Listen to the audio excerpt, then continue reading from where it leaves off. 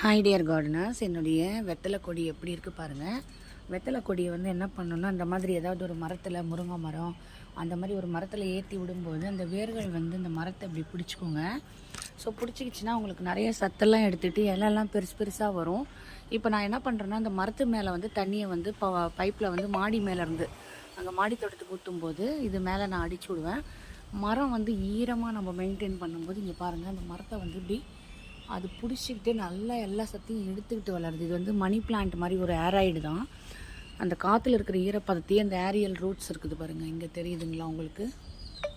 நான் உங்களுக்கு காமிக்கிறேன். இங்கே பாருங்கள், குட்டி குட்டி வேர்கள். இது அப்படியே நட்டோம்னா கூட முளைச்சி வருங்க. சூப்பரான ஒரு செடி. இது வந்து நிழலில் தான் வைக்கணும். இதை வந்து நீங்கள் வெயிலில் வச்சு வளர்க்குறேன்னு ட்ரை பண்ணிங்கன்னா போயிடும். அதனால தான் அடிக்கடி செத்து போயிடும் சிலருக்கு.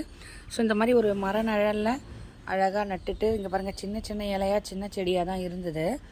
இது வந்து ஒரு குட்டி தொட்டியில் தான் நான் வச்சுருந்தேன். இங்கே பாருங்கள், இந்த மாதிரி ஒரு குட்டி தொட்டியில் வச்சுருந்தேன். அது ரொம்ப தடுமாறினே இருந்தது ரொம்ப நாளாக, ஆனால் உயிரோடையே இருந்தது. அப்புறம் இந்த மரத்தை பிடிச்சி வளரட்டும் அப்படின்னு சொல்லிட்டு மரத்தடி நிழலில் வச்சேன். ஆக்சுவலாக மர நிழலுக்காக இங்கே எடுத்துகிட்டு வந்து வச்சேன். வச்சப்பறம் அது ரொம்ப தழைஞ்சி இப்படி சூப்பராக வந்திருக்குங்க. நீங்களும் வந்து மர நிழலில் வைங்க, மரத்தில் சுற்றி விடுங்க. நிறைய தண்ணி ஊற்றிட்டே இருக்கணும். கொஞ்சம் குளுமையான பிளேஸாக இருக்கணுங்க.